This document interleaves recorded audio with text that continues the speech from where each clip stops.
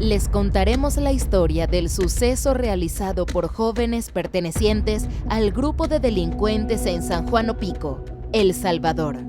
Todo empezó un 3 de marzo de 2016, cuando El Salvador y sus habitantes despertaron con un nuevo amanecer. Como cualquier otra mañana, todos empezaron a alistarse para realizar un día más de labores, y como todo salvadoreño trabajador, muchos de los habitantes salían a ganarse el sustento de cada día para ayudar a su familia.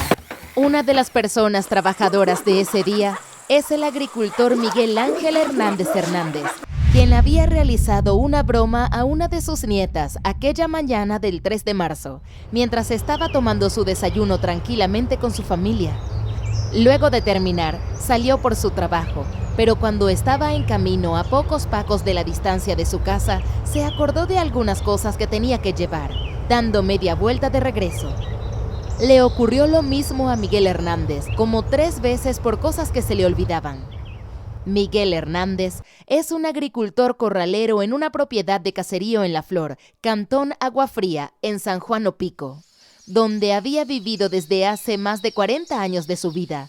Unos días antes, le había prometido a su esposa María que le ampliaría el corredor de la casa. Y lo último por lo que Miguel había regresado a la vivienda fue por un machete que utilizaba en su trabajo. Luego de que Miguel regresara por su machete, ya no volvió a la casa, dirigiéndose a pastorear un patache de ganado, ya que era parte de su rutina desde hace más o menos 15 años. Y de ahí, poco antes del mediodía regresaba con el ganado. María, la esposa de Miguel Hernández, es una testigo de Jehová y siempre le pedía a Dios por su esposo cada vez que salía a trabajar. Cuando él se iba, se quedaba haciendo los oficios de la casa de manera rutinaria. Su esposa María le enseñaba a su nieta la palabra de Dios, dándole clases bíblicas para que se sienta como conectada a las enseñanzas del Señor.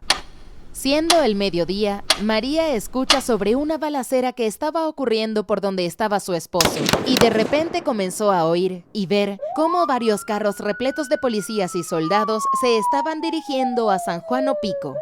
Su esposa, preocupada, pensó rápidamente en Miguel Ángel, teniendo un fuerte dolor en el pecho y un terrible pensamiento.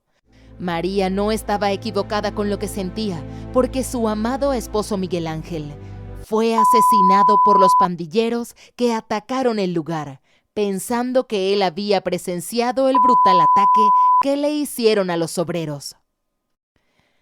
Nadie pensó que ese día en el calendario se marcaría una fecha con sangre inocente, convirtiéndose en una de las peores tragedias que pasaría en el municipio de San Juan Opico. Un acontecimiento que hizo estremecer a todo un país, y sobre todo a la población salvadoreña. Ya todos en el país conocen la guerra interna que existe entre las pandillas del Mara Salvatrucha, mejor conocida como el MS-13, y a sus rivales la pandilla 18, revolucionarios y 18 sureños, una rivalidad que ocasionaría una de las peores masacres cometidas en la historia del Salvador, marcando de esa manera a su población salvadoreña.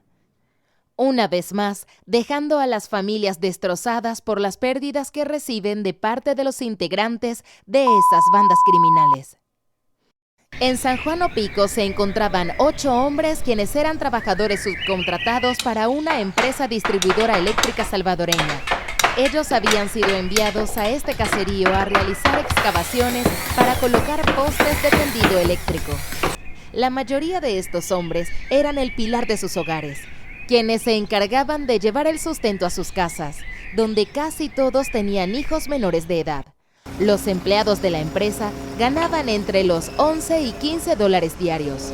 En el caso de los jóvenes, Gerson Carias y Eric Durán, tenían apenas 4 días de haber sido contratados para la empresa, por medio del primo de ambos, Marvin Durán, quien laboraba para la empresa Edesal desde que tenía 18 años de edad. Gerson Carias estaba por cumplir 27 años de edad el 11 de mayo de 2016 y a pesar de que tenía poco tiempo en la empresa trabajando, ya estaba haciendo planes con los 11 dólares que recibía a diario por su trabajo. No hacía mucho que se había puesto a convivir con una joven de Villacoist-Nahuatl, del departamento de Sonsonate, lugar donde él también vivía junto a su madre. quien les había dado un espacio pequeño para que hiciera una casa con láminas usadas y plásticos negros.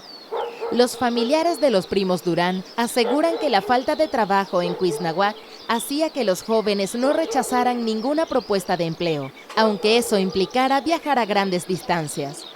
Todos los trabajadores de la empresa Edesal eran conscientes que no tenían ninguna prestación laboral e incluso los trabajadores sabían que tampoco recibirían ningún tipo de seguros. Ese día, los integrantes de la pandilla 18 Revolucionarios llegaron a San Juan Opico, territorio perteneciente a su peor enemigo, los Mara Salvatrucha. Con la intención de buscar guerra e ir en busca de los miembros de la Mara contraria, los integrantes de los 18 revolucionarios idearon un plan para eliminar a sus enemigos y cobrar venganza por la pérdida de un miembro de su pandilla. Los 18 revolucionarios decidieron quedarse a acampar de un día para otro en San Juan Opico, para tomarlos de sorpresa y así terminar con su enemigo contrario. Pero al llegar el día, los miembros de la 18 revolucionarios no hallaron a ningún integrante de la Mara Salvatrucha, motivo por el cual los miembros de la 18 revolucionarios quedaron fastidiados al no lograr su propósito.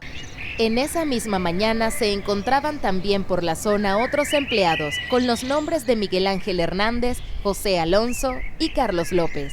Los tres eran agricultores y jornaleros, quienes residían en el caserío La Flor, quienes salieron esa mañana, como todos los días, a buscar el sustento para sus hogares. A través de las redes sociales se difundía un video rápidamente que contaba con duras imágenes. Aquel video causaba indignación al ver de tal manera cómo a 8 personas le quitaban la vida, sin ningún remordimiento. Los integrantes de la 18 revolucionarios trataban de generar la idea de que los miembros de la Mara Salvatrucha habían ocasionado el crimen contra los trabajadores.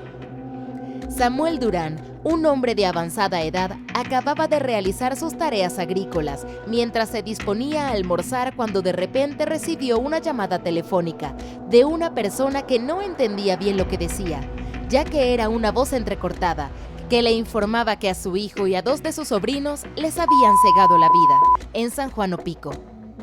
Al señor Samuel Durán se le erizó la piel por tremenda noticia porque no solo su familia fue víctima del atentado, sino que también habían 5 personas más involucradas, que son compañeros de trabajo de su hijo y sobrinos. El señor Durán y sus hermanos se trasladaron hasta el caserío Las Flores del cantón Agua Escondida para saber qué había pasado con sus parientes. Llegando al lugar, pasando las 3 de la tarde, se acercaron hasta donde se encontraba la policía y un soldado que estaba custodiando la escena del crimen.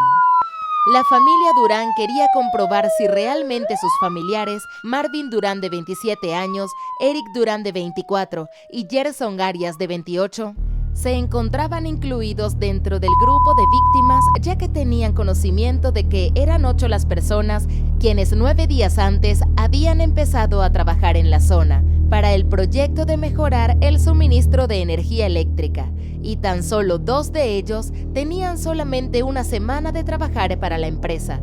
Pero la familia Durán lamentablemente se dio con la noticia de que sus familiares habían sido víctimas de los pandilleros y cegados por ellos. Las víctimas que acompañaron a los miembros de la familia Durán dejan a sus hijos sin un padre y a una madre sin su hijo, ya que ellos eran los que llevaban el sustento económico a sus hogares. Lamentablemente, esa misma mañana, a otras 3 personas que trabajaban realizando labores agrícolas y jornaleros, desafortunadamente al ser testigos de lo ocurrido, fueron atacados recibiendo el mismo destino. Una de las víctimas era don Miguel. Su esposa María nos comenta que, a pasar del mediodía, le estuvo realizando varias llamadas al teléfono, pero él no contestó ninguna de sus llamadas. Al no tener noticias de su esposo, decidió salir a buscarlo junto a sus 3 hijas, ya que él nunca se demoraba en llegar a casa. Al percatarse que varios vehículos entraban y salían del lugar, le pareció muy extraño el movimiento que había, ya que no era normal en la comunidad. De pronto, mientras seguía caminando para ir en busca de su esposo, alguien le comunicó que habían cegado a varias personas arriba Y es ahí cuando la señora María se comenzó a preocupar y junto a sus hijas aceleraron el paso hasta llegar al terreno donde don Miguel se dedicaba a pastear el ganado, pero encontraron una cinta amarilla que les impidió el paso.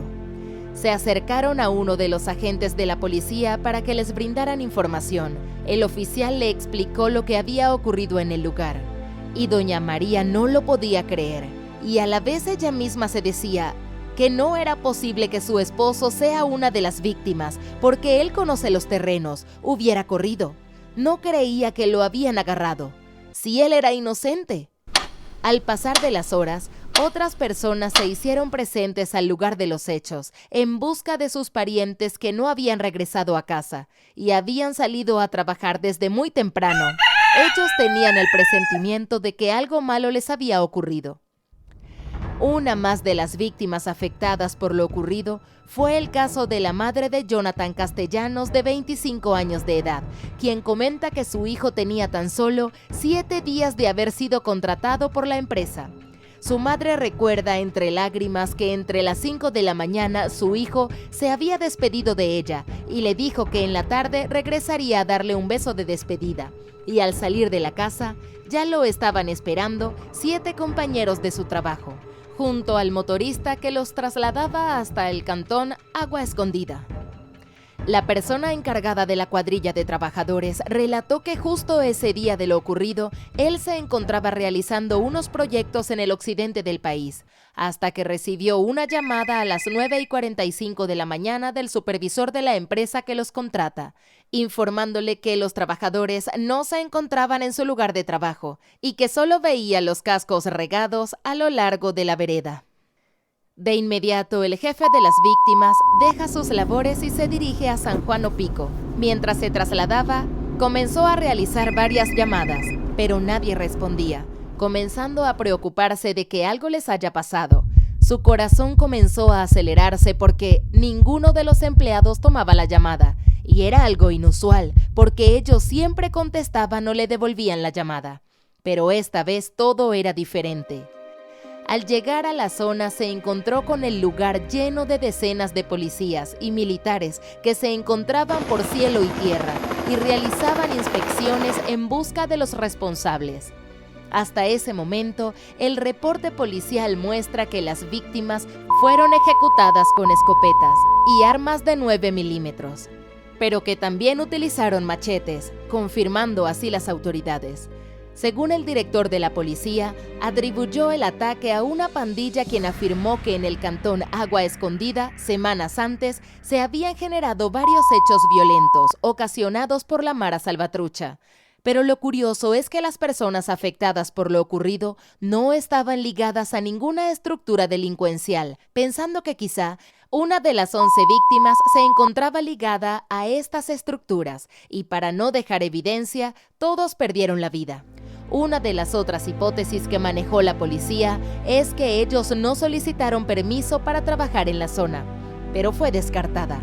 Las 11 víctimas del lamentable hecho fueron Eric Moisés Durán, Nicolás Asensio, Marvin Durán Santos, José Espinosa Beltrán, Francisco Abregón, Gerson Arias Murcia, Jonathan Castellanos, José Martínez Navarro, Miguel Hernández Hernández, Carlos López de Rafael y José Hernández Mengíbar, de las cuales 8 personas eran trabajadores de una empresa subcontratada por una distribuidora de energía eléctrica y ese día llegaron al caserío La Flor del cantón Agua Escondida para realizar excavaciones y así colocar postes del tendido eléctrico. Las últimas 3 personas que lamentablemente también fueron víctimas eran unos agricultores y jornaleros que realizaban labores agrícolas en el sector. Casi todos eran los únicos encargados de llevar el sustento económico a sus hogares y dejaron en la orfandad a varios menores de edad. Por otra parte, la Fiscalía intenta probar quiénes son los responsables mostrando un testigo criteriado a quien se le conoce con el nombre de Islámico, quien al dar su testimonio comentó: matamos a gente que no era, que no andaban metidas en nada.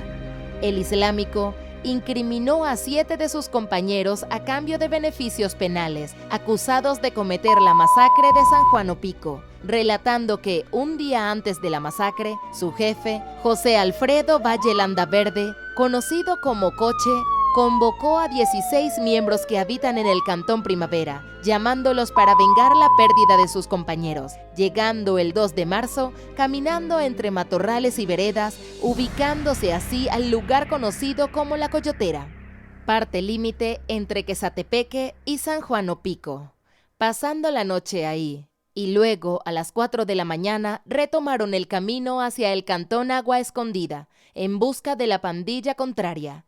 Este grupo marchaba armado mientras iba caminando por unos cañales, cuando de repente comenzaron a escuchar algunas voces, acercándose así a la avenida principal, y vieron a algunos obreros y un jornalero, que sin ningún motivo alguno los obligaron a tirarse al suelo y colocarse boca abajo, atando sus manos con cintas adhesivas. Entre ellos, acordaron que 3 miembros quedarían vigilándolos, mientras el resto saldría en busca de los otros trabajadores. A menos de 250 metros, encuentran a otros operarios capturando así, uno a uno, atando sus manos con las cintas de zapatos, dejándolos inmóviles sin poder defenderse. Mientras los estaban registrando, a uno de ellos le encuentran un carnet de cuando prestó servicio militar, ocasionando que se enojara, motivo por el cual fue con quien más se aferraron en agredirlo. Seguidamente los dirigieron a la finca San Lorenzo, en una zona del solar. Mientras caminaban a ese sector, uno de ellos intentó escapar, pero un miembro de la 18 Revolucionarios lo persigue llegando a dispararle. Los demás escuchan una detonación de arma, quedándose asustados por lo que les podía pasar. La persona, a pesar de la lesión ocasionada, no se detuvo y se lanzó a un barranco, donde ahí perdió la vida. En ese momento, los miembros de la pandilla discuten qué hacer con los rehenes y los obligaron a todos a arrodillarse, mientras ellos decidían qué decisión tomar. Pero uno de ellos dispara el arma sobre el exmilitar y posteriormente lo lesiona con machete. Acto seguido, los demás miembros hicieron lo mismo con el resto de empleados. A menos de 100 metros se encontraban los otros 3 hombres, y al escuchar las detonaciones de las armas, los miembros de la pandilla que los cuidaban deciden hacer lo mismo contra ellos. El islámico, por otra parte, declaró que este hecho no fue planeado. Las autoridades manifiestan que el hecho no fue autorizado desde la cárcel, como se ha conocido en otros casos. El islámico comenzó a perder credibilidad ante el juez por haber cambiado el testimonio, ya que era diferente a lo que había dicho a los fiscales durante el juicio. El juez consideró que la fiscalía no debía confiar en testigos criteriados, debido a que buscan desvincularse de los delitos cometidos. Finalmente, la fiscalía decidirá si el islámico se le exoneraba de otros cargos, ya que su testimonio fue clave para determinar cómo ocurrieron los hechos. Aparte de la información del islámico, la Fiscalía General de la República contaba con una evidencia extra, que era el video que circulaba en su momento por las redes sociales, que fue grabado por ellos mismos, el cual fue hallado un mes después, tras un enfrentamiento entre pandilleros y policías. Ese día la pandilla tuvo 3 bajas, entre los que se encontraban el Coche, la persona que reunió a los miembros de la pandilla para visitar a la pandilla contraria. Los familiares de las víctimas parecían perder esperanzas, pero el juzgado decretó que los 7 involucrados en el hecho fueron formalmente acusados y condenados. El juez dictaminó que no serían 30, sino 35 años por cada una de sus víctimas, más 5 años por agrupaciones ilícitas. En total, 390 años de prisión para cada uno. En octubre del año 2016, el Juzgado Segundo de Menores de Santa Tecla ordenó 5 y 15 años de internamiento a 2 menores de edad, también involucrados en el caso. El juez validó la declaración del testigo criteriado con beneficios judiciales por el ataque agravado de las 11 víctimas.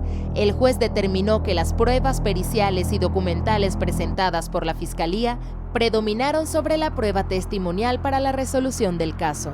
Se basaron en bitácoras de llamadas entre los imputados, análisis comparativos de las armas que se utilizaron en la masacre y los roles de cada imputado durante el crimen. además de la extracción telefónica de un video, los análisis de los hechos violentos y la inspección corporal de los miembros de la estructura para determinar su pertenencia al barrio 18 Revolucionarios.